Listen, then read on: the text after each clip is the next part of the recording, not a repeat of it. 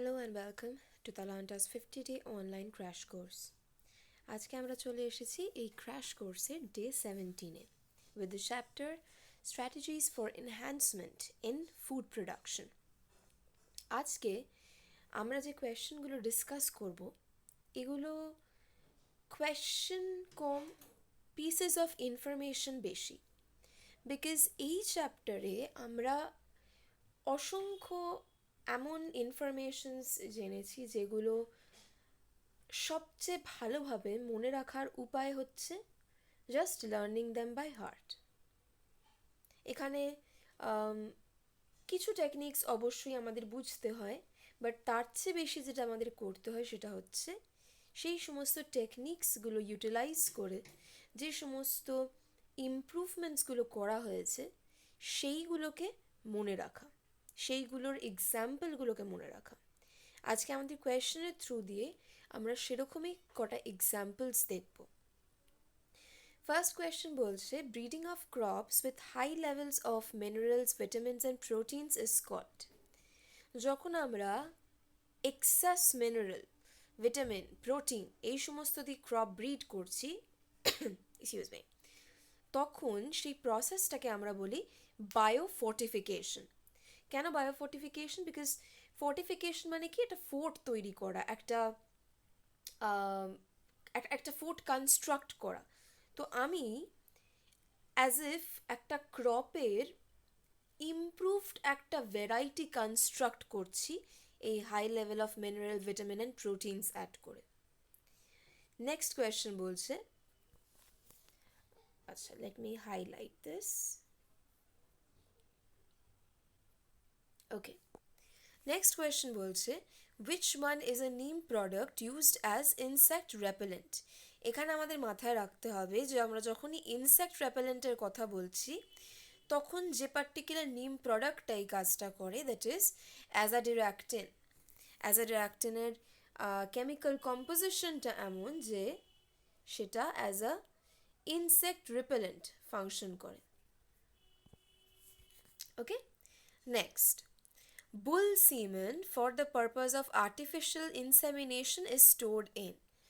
bull semenটাকে আমরা basically কীভাবে store করি, এক্সকিউজ মি, আমাদের মাথায় রাখতে হবে যখনই আমরা এই স্টোরেজটার কথা বলি এটা basically we are speaking of cryopreservation, alright. And যখনই আমরা এই সিড স্টোর করার কথা বলি বা ওভাম স্টোর করার কথা বলি বা সিমেন্ট স্টোর করার কথা বলি, সেটা সবসময় করা হয় লিকুইড নাইট্রোজেনে।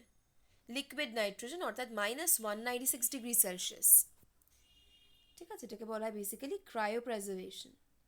তো আমরা বুল সিমেন দেয়ারফোর আর্টিফিশিয়াল ইনসেমিনেশনের জন্য ইউজ করার জন্য স্টোর করবো using liquid nitrogen. Next, the mule is the result of. Mule basically একটা ডাঙ্কি অ্যান্ড একটা হর্সের হাইব্রিড, ঠিক আছে। তো এখানে যেহেতু যে হাইব্রিডটা তৈরি হচ্ছে ওটা দুটো স্পিসিসের মধ্যে তৈরি হচ্ছে, not within the same species, সেই জন্য এই ধরনের টেকনিকটা, মিউল তৈরি করার যে টেকনিকটা সেটাকে বলা হয় ইন্টারস্পেসিফিক হাইব্রিডাইজেশন, অর্থাৎ দুটো স্পিসিসের মধ্যে। তাহলে আমাদের কারেক্ট অপশন হচ্ছে option D. Next, a collection of plants and seeds having diverse alleles of all the genes of a crop is called.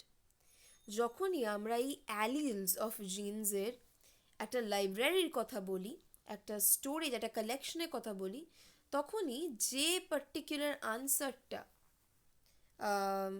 সবচেয়ে অ্যাপ্রোপ্রিয়েট হয় that is the gene library, অর্থাৎ collection of the genomes of various organisms. Alright?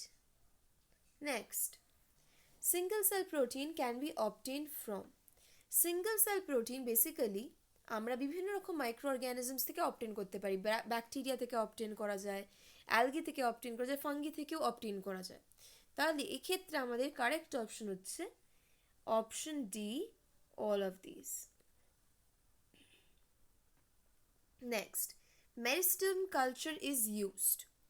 Meristem আমরা জানি একটা গাছের সবচেয়ে প্রলিফারেটিং, সবচেয়ে actively dividing যে টিস্যুটা, সেটাকে মেরিস্টেম বলা হয়। তো মেরিস্টেম কালচার বেসিক্যালি আমরা কেন করব?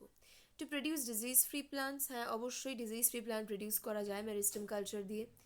In germ plasm conservation, again germ plasm conserve করতেও আমাদের মেরিস্টেম কালচার হেল্প করে। In rapid clonal multiplication, obviously যেহেতু হাই প্রলিফারেটিভ রেট দেখায় মেরিস্টেমস, সেই জন্যে। তাহলে আমাদের এখানে যে তিনটে অপশন আমাদের দেওয়া আছে, এ বি সি, তিনটেই ঠিক। তাহলে কারেক্ট অপশন হচ্ছে option D, all of these. Next, a plant without cell wall is called. আমাদের মাথায় রাখতে হবে আমরা শুধুমাত্র nucleus and the surrounding cytoplasm with it, এই দুটোকে মিলিয়ে যে টার্মটা ইউজ করি সেটা হচ্ছে প্রোটোপ্লাজম। তো আমরা যখন একটা প্লান্ট সেলের কথা বলছি যেটা সেল ওয়াল নেই, অ্যাকচুয়ালি আমরা মিন করছি cell membrane along with the nucleus and the intermediate cytoplasm. তাহলে সেই সমস্ত প্লান্ট সেলের জন্য যে টার্মটা বেসিক্যালি আমরা ইউজ করি, that is protoplast.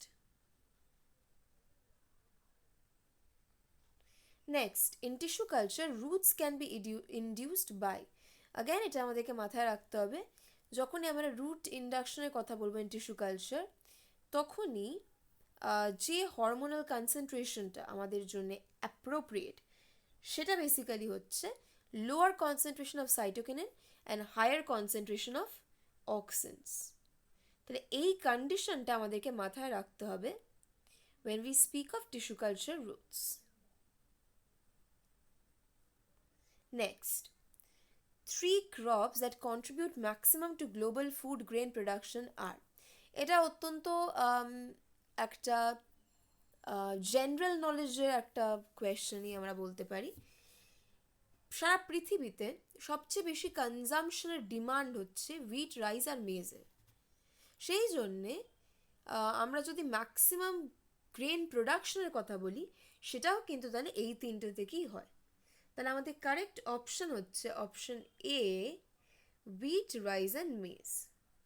Next, Himgiri developed by hybridization and selection for disease resistance against rust pathogens is a variety of, এটার কারেক্ট আনসার হবে অপশন ডি, wheat, বিকজ এই wheater যে রাস্ট যে ডিজিজটা সেটাকেই বেসিক্যালি রেজিস্ট করার জন্য হিমগিরিটা তৈরি করা হয়েছিল।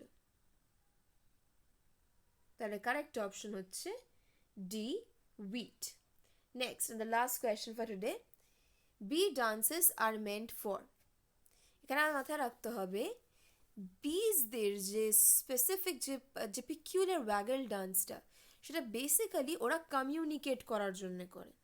বিভিন্ন রকমের কমিউনিকেশন হতে পারে, ফোরেজিংয়ের জন্য কমিউনিকেশন, অ্যাসেম্বলি তৈরি করার জন্য কমিউনিকেশন, বিভিন্ন রকমের কমিউনিকেশন, বাট মেন মোটিভটা হচ্ছে কমিউনিকেশন ইটসেলফ। কি টাইপের communication, that is not important. তাহলে এর সাথে আজকে আমাদের 12টা question on this chapter, strategies for enhancement in food production, শেষ হলো। অ্যান্ড অ্যাগেন আমি বলবো যে এই চ্যাপ্টারটা ম্যাক্সিমামটাই এক্সাম্পল ওরিয়েন্টেড একটা চ্যাপ্টার, যেখানে বিভিন্ন রকম টেকনিক্স এর কথা বলা হয়েছে এবং সেই সমস্ত টেকনিক্সকে এক্সাম্পলিফাই করা হয়েছে বিভিন্ন রকম অর্গ্যানিজমস দিয়ে, বিভিন্ন রকম এক্সাম্পলস দিয়ে। ঠিক আছে, তো সেইগুলো আমাদেরকে সমস্তটা একদম ঝরঝরে মুখস্থ করে ফেলতে হবে। ঠিক আছে, সো যদি ভিডিওটা তোমাদের ভালো লেগে থাকে তাহলে please do like, share and subscribe to the channel. Thank you and have a wonderful day.